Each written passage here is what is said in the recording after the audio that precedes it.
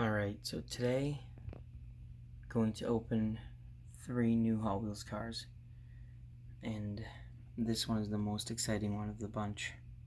The Bustle 1980 to 1985 Cadillac Seville. Always loved the styling of this car. The only car that was cooler than this in this basic genre would be the Imperial that came after it, which, despite copying its styling, actually did a nicer job of making a retro package with this styling. And the Imperial was rear drive.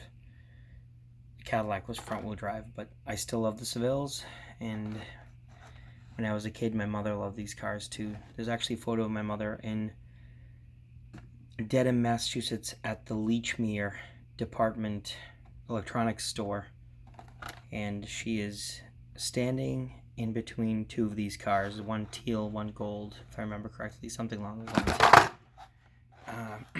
Okay, well that was accidental, but let's move on. Next we have the very aerodynamic Ford Thunderbird. This one's an 88. It's actually based on a real race car, I guess. Was it Debbie Hayes? Matt and Debbie Hayes. It's a beautiful car.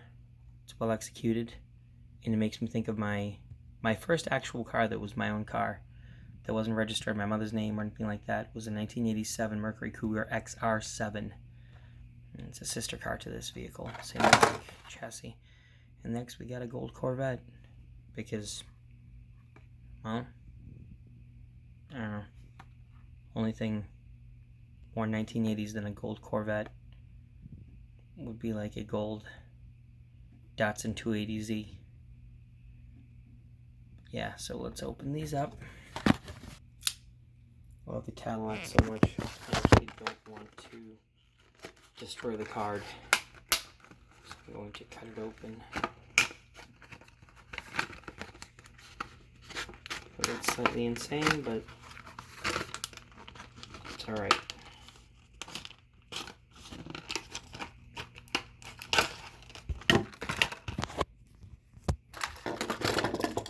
Okay, so here we go. Let's put this thing down. Would you just look at it? Love it. Love the emblems. It's a little bit cheap the way it's done, but like my buddy Jeff pointed out, it's got a lot of the proper emblems. All it needs is side view mirrors and a horn ornament, and if you know me, you know that those things will happen sooner rather than later.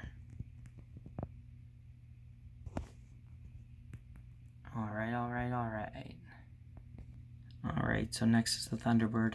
Actually, wait. Let's go back to the Cadillac for a second.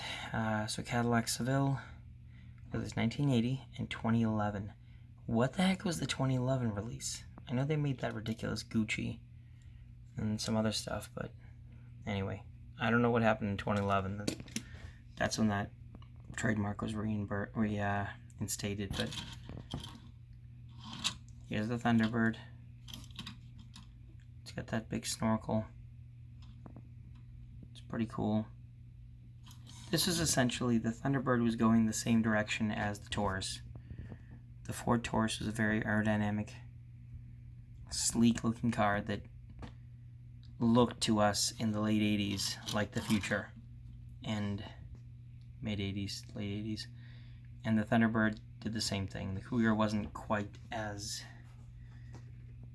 sleek and aerodynamic, but same basic idea.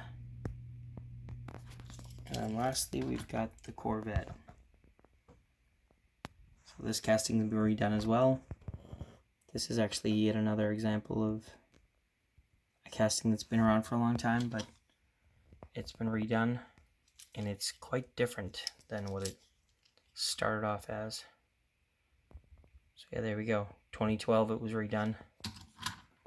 One of my favorite versions of this casting in recent years, I would say, would be the 4th of July cars.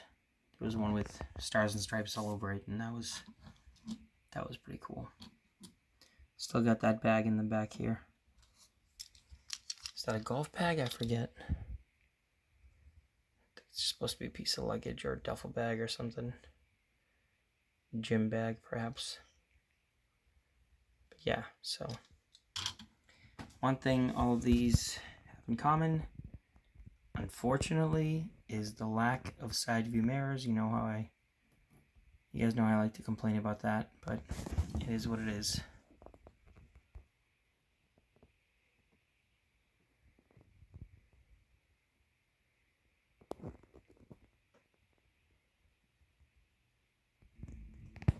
Alright, so there you go. That's the 3 of them. No more bars left today. Just 2 GMs and a Ford. But there you go. Pretty awesome if you ask me.